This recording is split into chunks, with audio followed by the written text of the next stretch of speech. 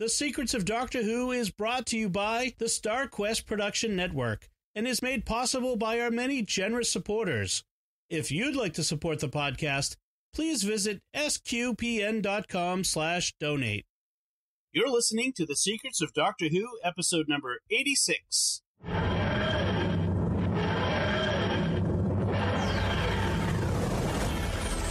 a doctor. I've lived for over 2,000 years.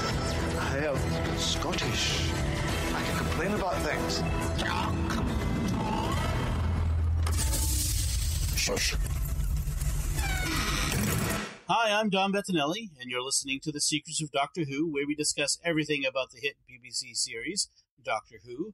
Today we're discussing the fourth Doctor story, The Ark in Space. Joining me today on the panel are Jimmy Akin. Hi, Jimmy. Howdy, Dom. And Father Cory Sticha. Hi, Father Cory. How's it going? So, The Ark in Space. This was like I said, a fourth Doctor story. It aired in January of 1975 originally.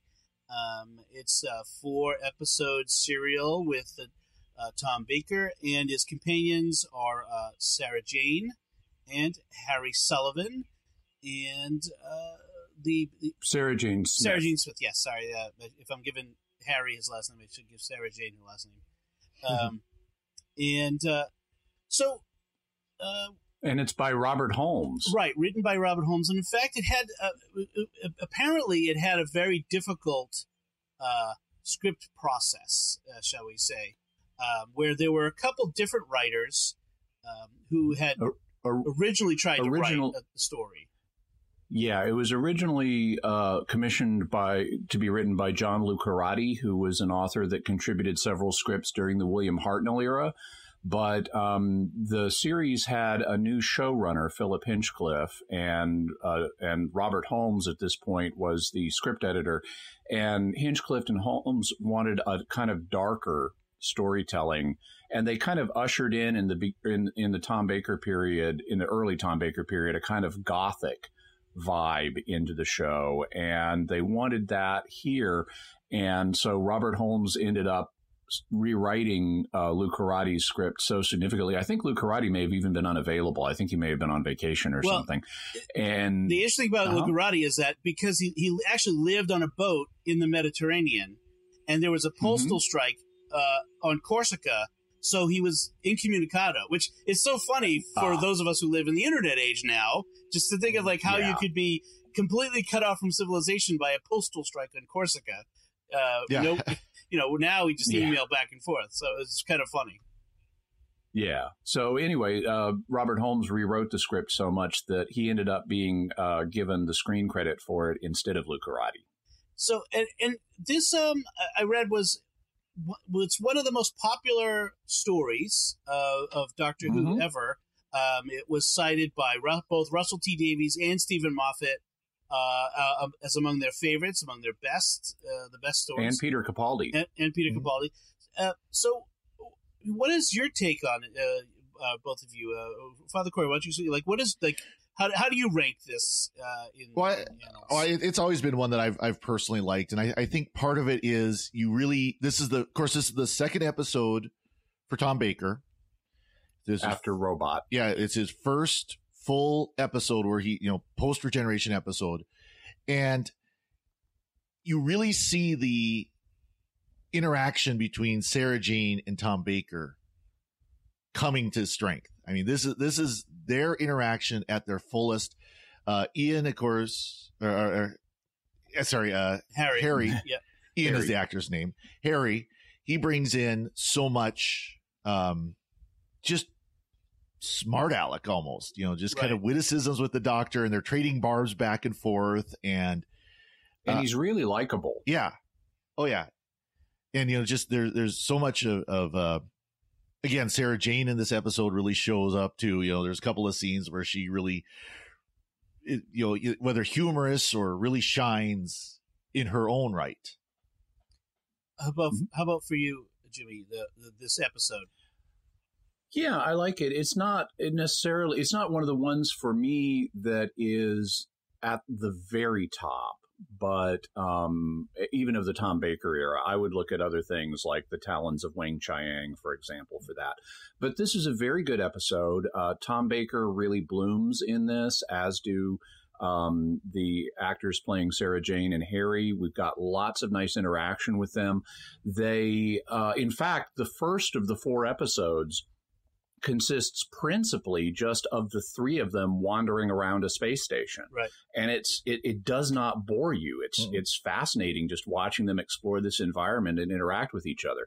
Then as the story develops, we have a scary monster and, effective body horror, even though it involves bubble wrap.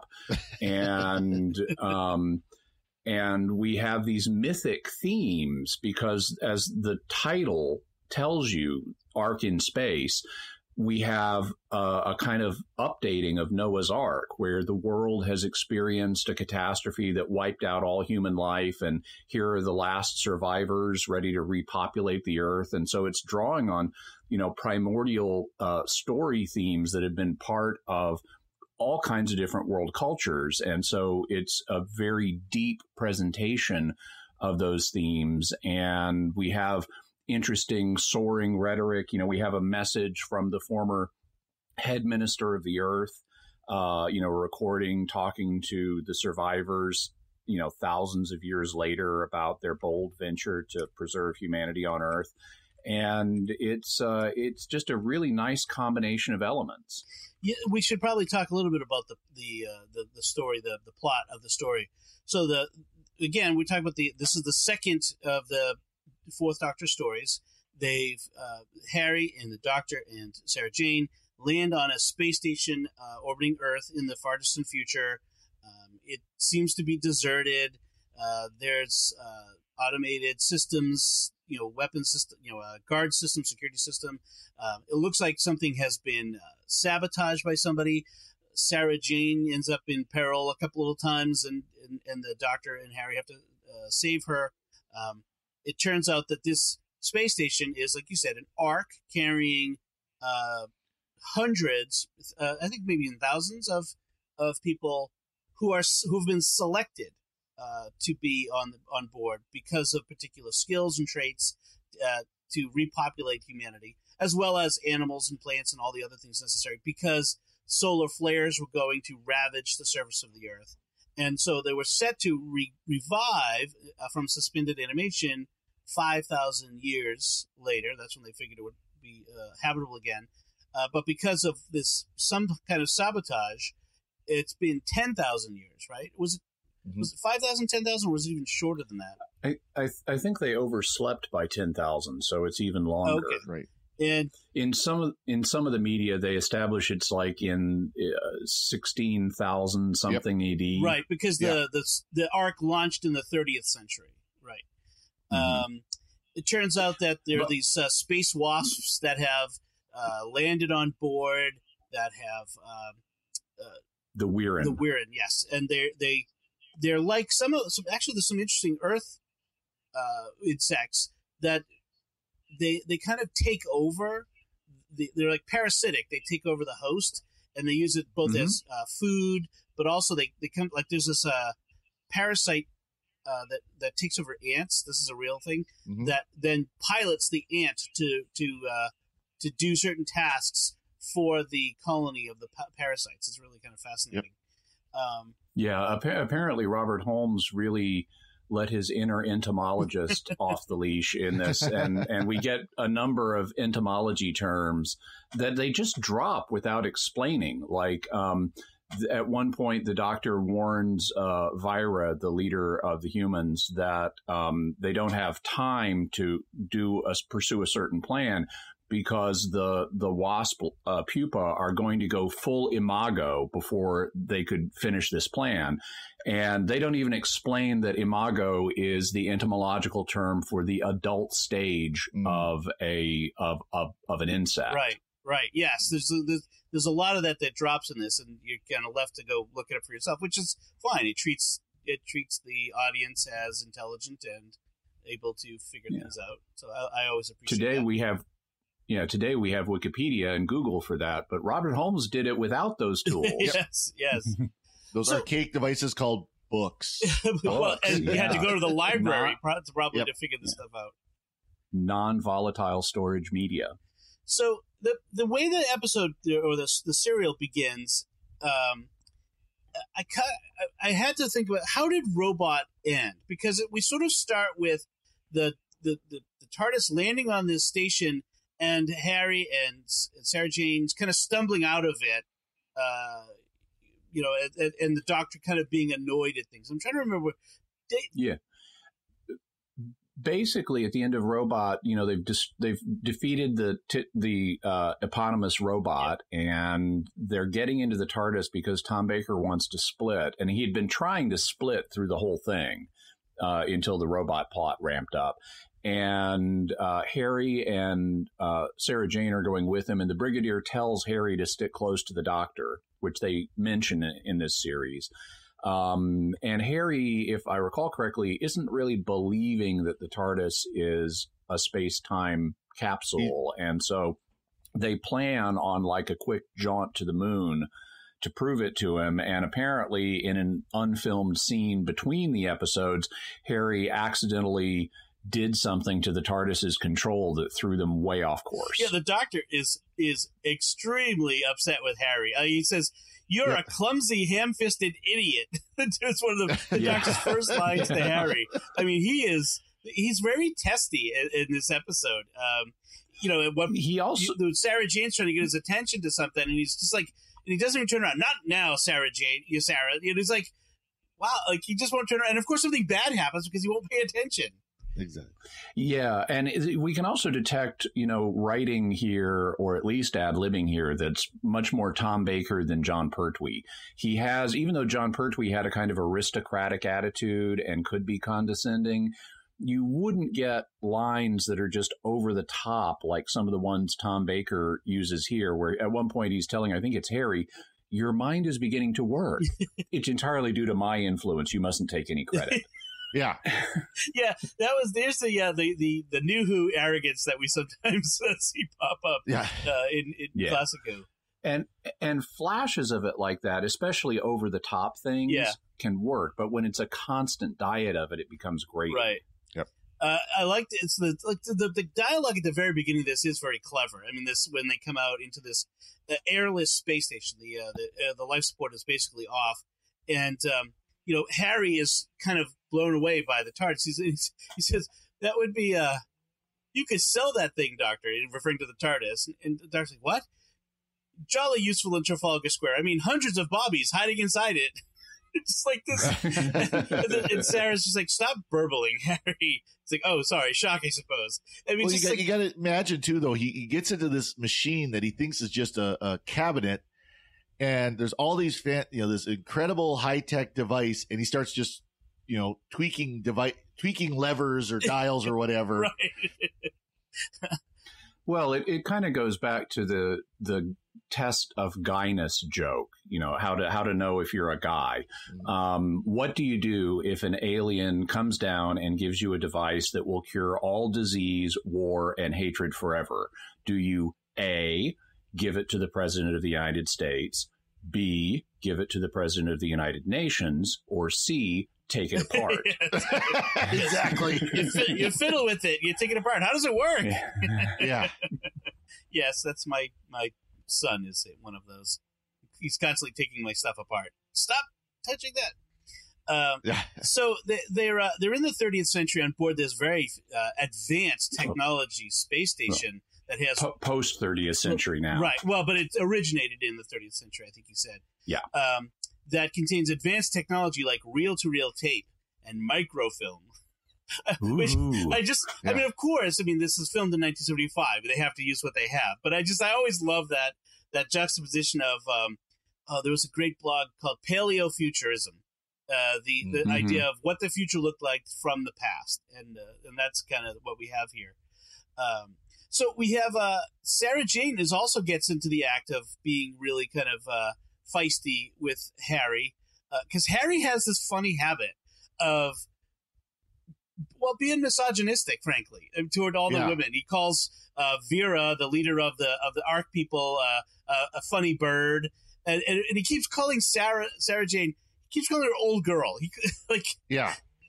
I don't view that as misogyny. That's just modes of speech. Today people are hypersensitive about that. But when he calls Sarah Jane old girl or even old thing, I mean, he's meaning to be endearing. Yep. And that's a mode of speech from early 20th century Britain that you find in things like P.G. Wodehouse, and it's not meant to demean anybody. It's meant to be affectionate. I suppose. I mean, it's sort of out of fashion, shall we say, that if you were to go around calling women old girl, it might be a little take offense, I suppose. Sure. Today, people are. I mean, fashions have changed in speech, and today that would be considered offensive. But it doesn't. I don't think it indicates a misogynistic attitude on Harry's part. Okay, it was even out of fashion at that time. Yeah. They make a point in Robot that Harry is a bit traditional, whereas Sarah Jane is a feminist. Right. And that plays into the dynamic of their relationship. Yeah, and the other thing they really emphasize with Harry is that he's a Navy surgeon. He's Lieutenant Surgeon Sullivan, and they almost overdo a little bit the naval terminology that he's always coming up with. Take you to the sick bay and he uses terms, and you're like, all right, Harry, dial it back a bit. He's like, but what they want to do is emphasize who he is and that he's a Navy man, and that's fine. So so just to kind of look at the different aspects of this, we have companion separation early on. Sarah Jane ends up locked in an airless room, gets knocked out. They revive her. Give her brandy, which apparently the Doctor does stock on the TARDIS. We've seen that over many years, including most recently. And John Pertwee certainly would. Yes, and brandy is apparently the solution to when you're knocked out. You drink brandy afterward, I guess. Sounds good to me, but I'm all for that. And that was an idea that was around a lot in British culture back into the 19th century. You see that in the Sherlock Holmes stories. Whenever anyone's knocked out, they revive them and give them brandy immediately. Right. Even to colicky babies, I think, was one of those things they used to do too. Rub it on the gums. I did like they're being the Doctor and Harry are being shot at by this automated security system that the Doctor accidentally reactivates. And he gets his hat shot. He gets his scarf shortened by quite a bit by it. And Harry's shoes are vaporized. And so in order to get to a control to turn it off, they're hiding under this desk that's bolted to the floor. And I love the fact that the Doctor uses the sonic screwdriver as a screwdriver. Yes. He removes the bolts, holding the unscrews something. I'm like, now that finally, after all this time, we've seen the stuff. Why it's called a screwdriver? And actually, we see that when it's first introduced in Patrick Troughton's era. The first thing he does with it is use it to levitate some screws out of their sockets. Right, and I remember seeing that in War Games. He used that for that too. And they, although I have to, it was such a funny image of the Doctor and Harry crouched under the desk, kind of crawling across the floor with the desk to get to the. It was a very funny thing, and so they encounter these inhabitants of the Ark, and it's very interesting. The Holmes, who wrote the script, really wrote the Ark inhabitants as to be different. It's a kind of emphasizing how different that futuristic society was. That roles in society were much more defined. You were much more placed into a niche. People were selected for particular abilities. You didn't just I want to be a doctor. And if you could pass the test, you can become a doctor. The people were selected for things. And right. So Vira is a med tech, and she initially is very focused on medical stuff and doesn't really seem to care about anything else. And the Doctor and the companions notice that, and the Doctor explains that, well, this task isn't part of her duties, so that's why she's ignoring it. And then later, after Noah, or Lazar, to give his name that they mention entirely once, After Noah becomes part Weirin, he passes command to Vira, and the Doctor has to tell Vira, "You've been given command now. Your duties have expanded." Yes. And it's one of the things that really strikes me about it is like this, that there's this, as part of the society is these people who are very, focused and of course these are selected from the elites of that society, so they would embody this most. But Noah, when he wakes up, talks about the regressives, that the Doctor and Harry and Sarah must be part of the regressives, and they don't go into this very much, but they worry that the presence of the Doctor and Harry and Sarah will pollute their gene pool. And I'm thinking, are they afraid that the Doctor, Harry, and Sarah are going to start mating with people like all of a sudden? Yeah. they told you they're just travelers. They're passing through. That's not going to be, I don't think, it's not like space Tinder, but it's, I don't know, whatever. But apparently there's this, they introduce this idea, but they don't explore it, I think. And maybe that's a thread that Holmes was going to expand on that he never got to. Well, and we actually learn more about that in subsequent episodes, because this episode, by introducing the Ark, or Nerva Station, as it's called, or Nerva Beacon, as it's also called, it's sort of we don't yet have an overarching theme or plot to a whole series like we do in New Who, but this comes close because we have a series of stories that are connected based on the Ark. So at the end of this story, they go down to Earth by transmat to fix the Earth end of the transmat system. And that leads to another adventure called the Centauran Experiment, where they meet other humans who have crashed on Earth after having come from a space colony. And they discuss in that the fact that while the people on the Ark were in suspended animation, sleeping out the solar flares, other humans were out building a galactic empire, and they're over half the galaxy now. And they kind of look down on the people who went into suspended animation instead of braving the galaxy. So we learn more about that society and what happened to it. We also end up meeting members of it later in New Who. Like in The Beast Below, we encounter one of the ships that left Earth because of the solar flares. And in Smile, the Peter Capaldi episode with the emoji robots, we meet a colony that was founded in the wake of that, and they wake up medtechs there, just like Vira. So this has echoes. But even in this Tom Baker series, after the Centauran Experiment, they get diverted to Skaro for Genesis of the Daleks, and then they come back to the Ark at an earlier phase in its history for Revenge of the Cybermen. And so this is kind of a pivotal episode in that it sets up multiple stories that happen in that series. That's interesting. So some of the themes that get introduced get explored later, as you said. Yeah. Okay, that's interesting. So then I can put a pin into certain things. Go, okay, that's I'm going to come back to that.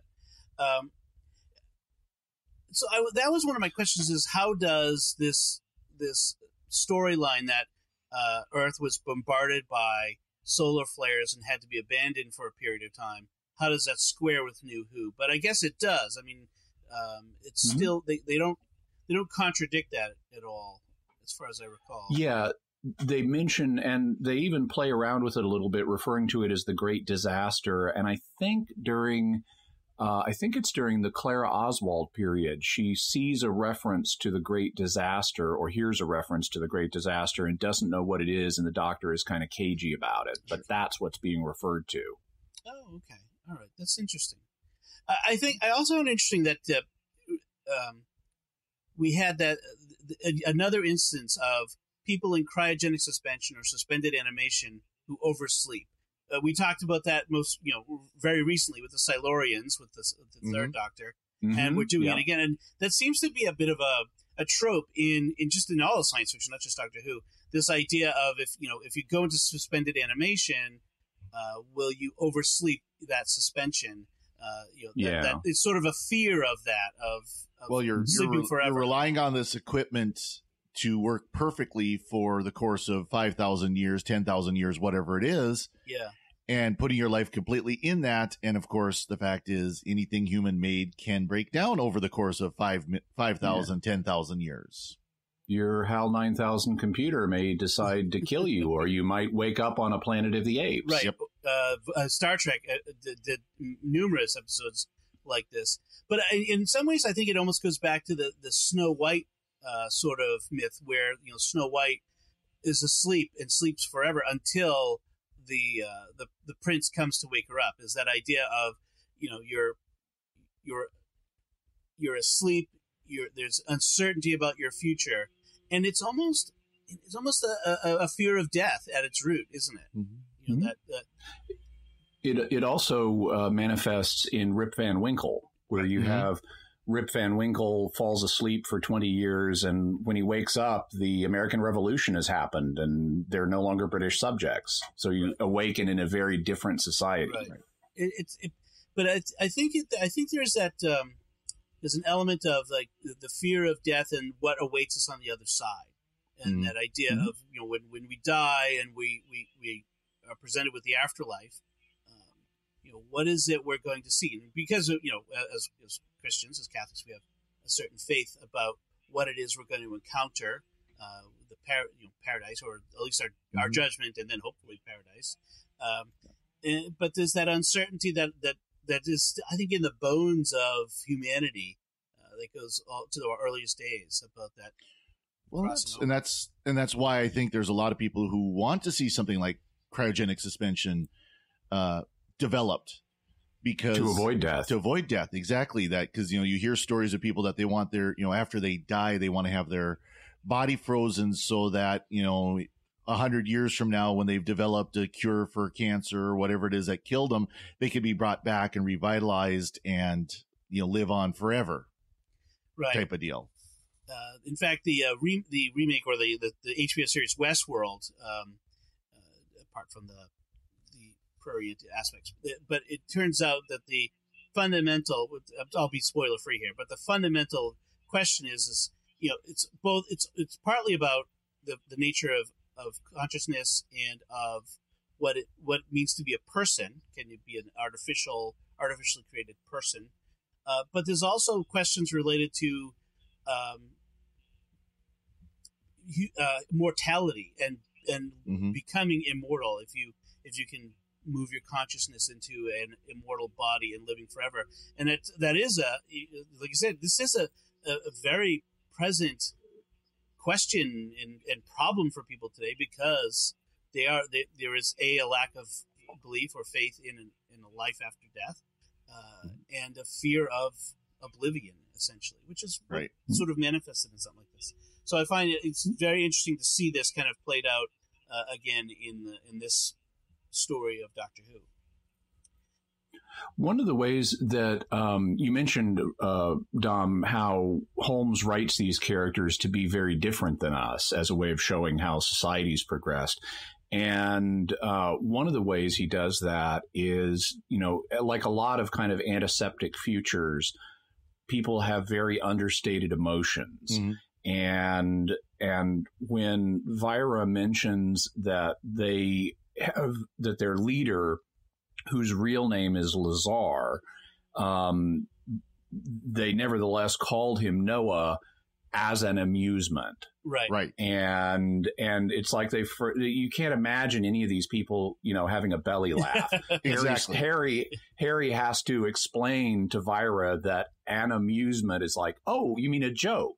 Yeah. And she's confused by that. So apparently they only experience mild amusement in the future. Oh, that just sounds, I don't want to live in the future then. No. Sounds tedious. Yes, it does.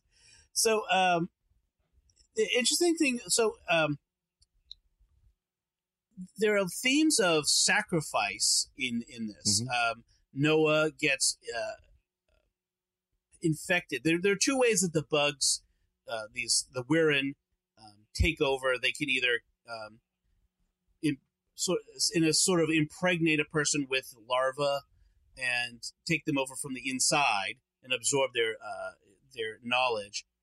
Or it seems to be this other way where just by touch, one of the larva stage can touch someone and infect them. And this is what happens to Noah. And it begins to, the bubble wrap special effect begins to take over his body and his mind. And this you see it play out throughout the episode, points at which Noah is doing the bidding of the Wirren, and points at which he regains control and tries to save his people. And in the end, he actually sacrifices his own life to save his people. And it's even though he's gone full imago at that point. Right. Yeah. He's the bug. And they do that old time special effect where they kind of fade in and out his image over the image of the bug, so you know what you're seeing is this bug is him. So there's that back and forth, and so he sacrifices himself. And in fact, I like the fact that, again, layers upon layers in this story is the reason that the Wirren have attacked the station is because they were displaced from their own home in Alpha Centauri, or Andromeda. I'm sorry, Andromeda, by a colony of humans who went out there and displaced them from their colony. So they came to Earth, found Nerva Station, and took over there.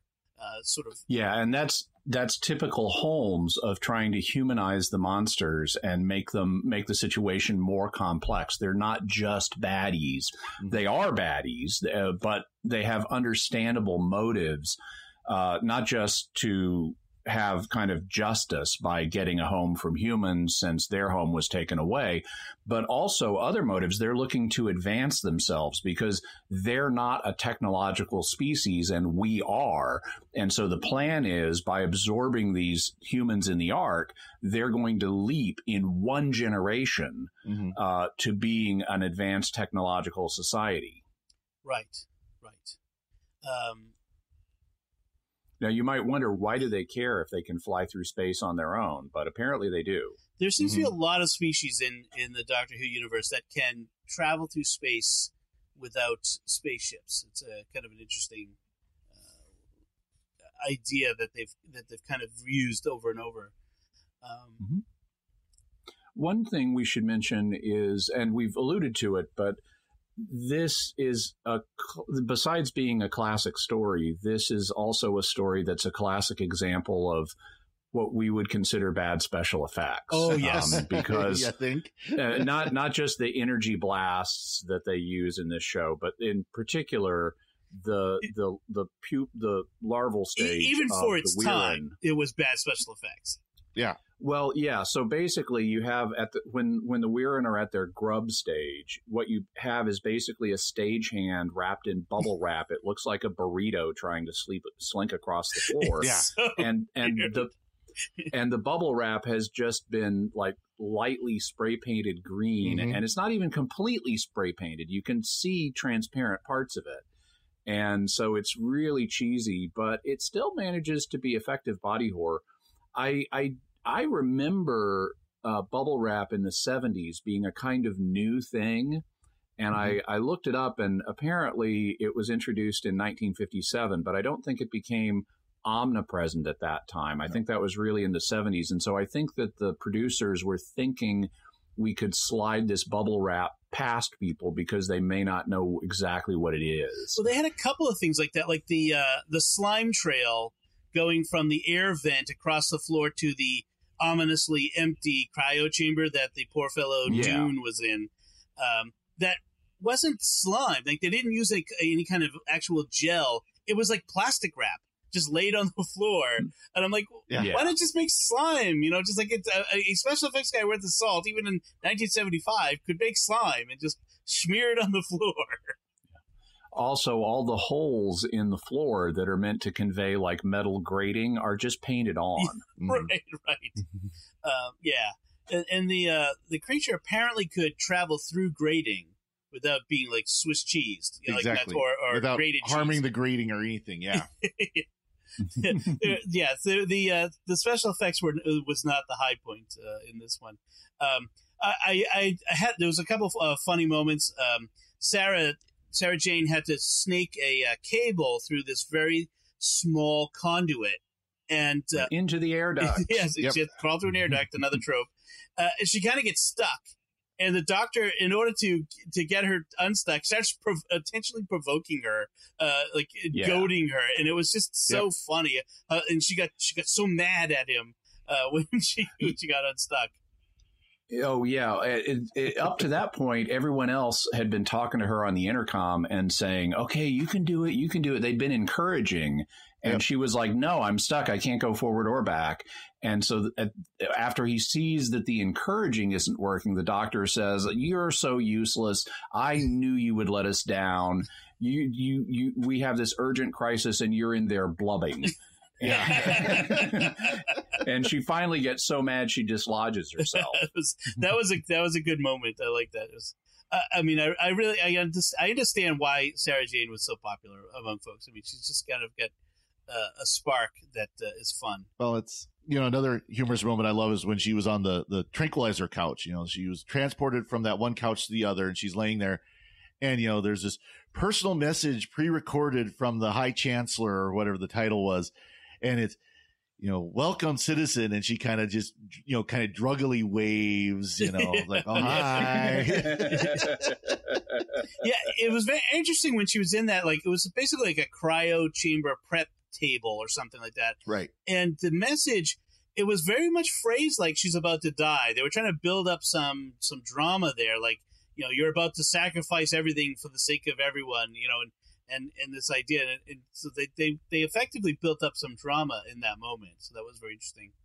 A couple other trope-ish moments. There was that they revived two other technicians who were much more normal than Vera or Noah. I have to say they had much more normal reactions. They squabbled. Yes, but there was a moment where they heard this noise from outside. So let's send the two guys who don't have guns to go investigate the noise. Yeah. At this point, they had a couple of weapons, but no, send the guys without guns to go investigate. No, don't go out there. So again, yet another trope. Yes. Incidentally, it's classic Robert Holmes to have have scenes focusing on lower class characters, just ordinary workers who are then commenting on their social situation and kind of humorously squabbling a little bit. Right. Kind of like R2-D2 and C-3PO. Right. Exactly. Yeah, that's a good analogy of that. So by the end of this episode, there's this. They're negotiating with the Warren. The Warren are really taking control of the station, and the doctor is essentially they're able to kind of threaten the Warren, and they're in a sort of a standoff, and the Warren say, well,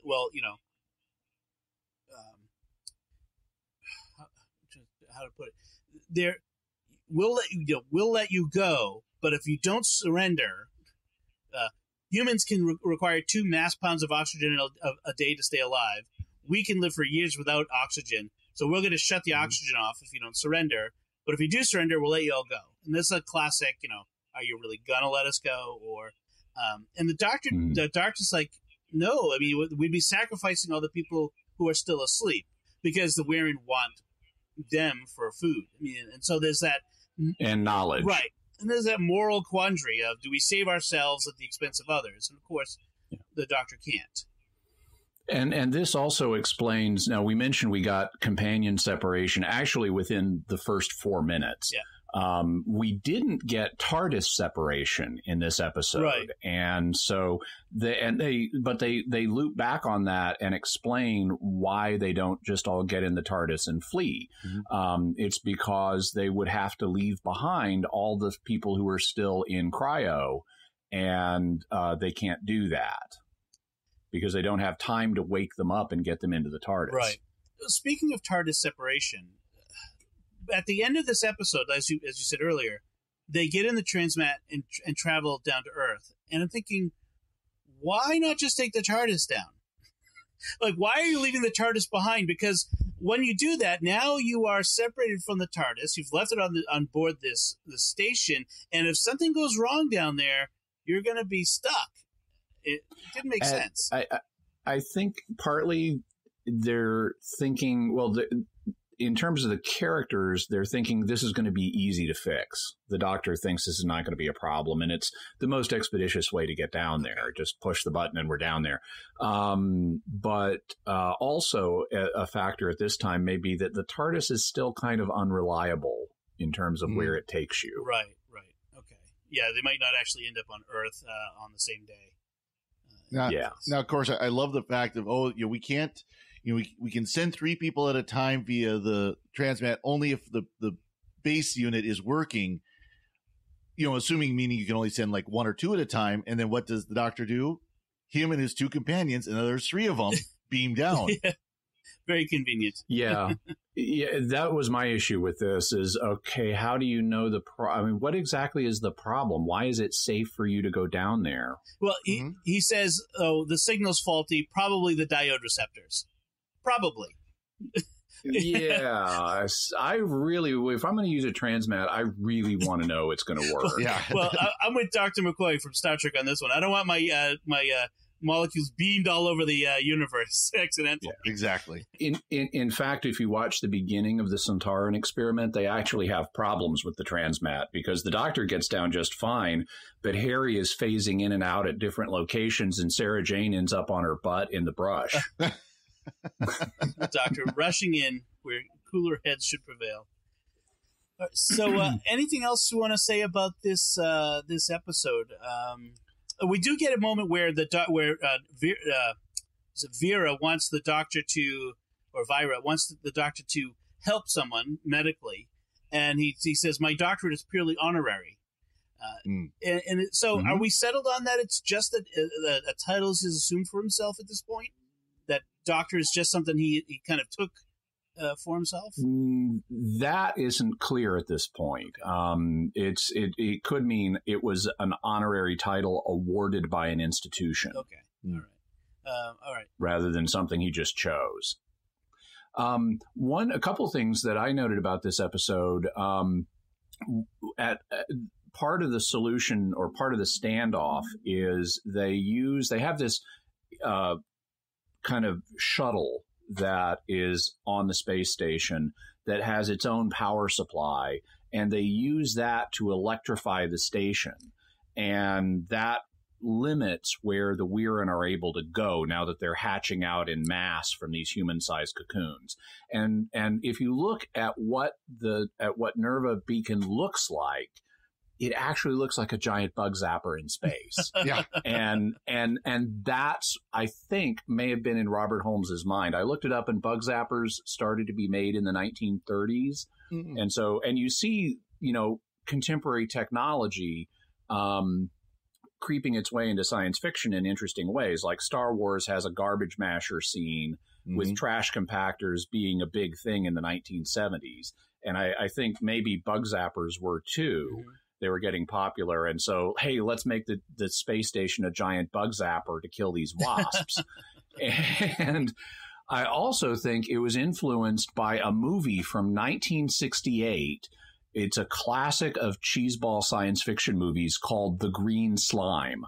And it is about a space station that becomes infested by these kind of blobs of green slime. They have eyes, they're green, they're about the same size as Weirin.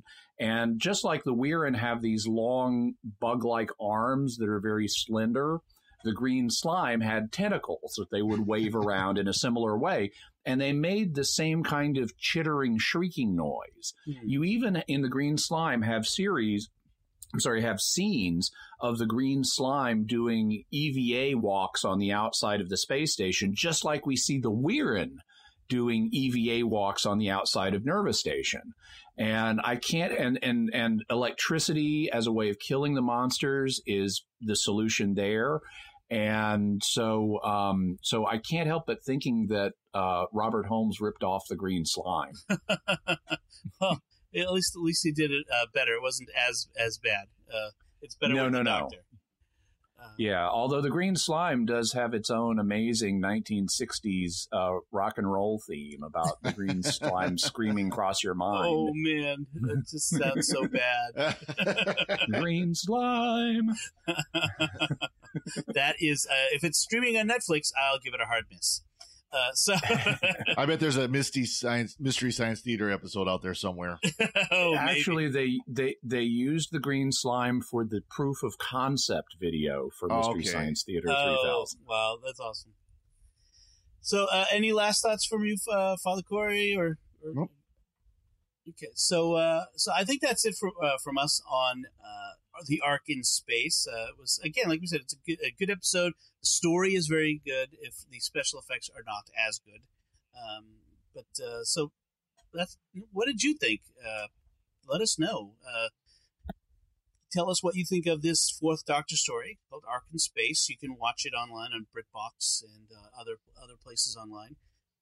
Let us know by visiting sqpn.com or the Secrets of Doctor Who Facebook page. Leave us some feedback there. And share with others. Yes, please share this episode or the Secrets of Doctor Who as a whole with other folks that you think might enjoy it.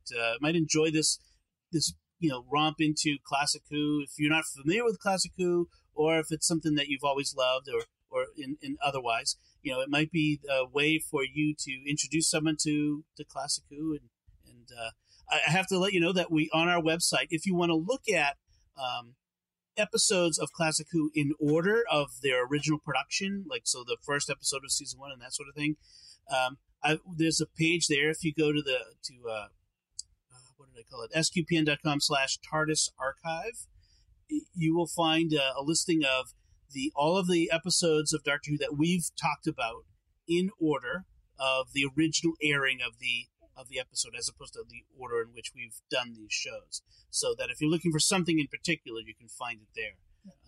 So, if you want to see, what we said about the Daleks, the episode, the Daleks in the First Doctor's time, you just right there in the First Doctor section. Right. So, please check that out, and please share the Secrets of Doctor Who with others, and let them know about what we're doing here. We want to kind of spread the word, and I think we're having a lot of fun. And we're coming up to a new season of New Who with a new Doctor and a new showrunner.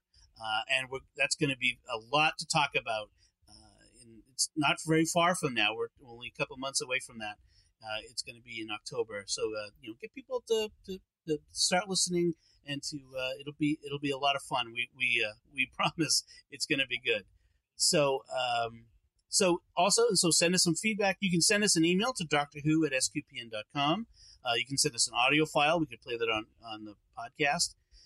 You can find links to all our personal social media, our websites, and other things that we reference on our show notes on sqpn.com. We'll be back next time when we'll be discussing the 2006 Christmas special, The Runaway Bride, featuring Donna Noble and the 10th Doctor. Until then, Father Cory Sticha, thank you for joining me in sharing the Secrets of Doctor Who. I'm glad to be here, and thank you. Jimmy Akin, thank you as well. Thanks, Dom. And once again, I'm Dom Bettinelli. Thank you for listening. And remember, don't call Sarah Jane old girl, or she'll spit in your eye. When will I see you again? Soon, I expect. Or later. One of those.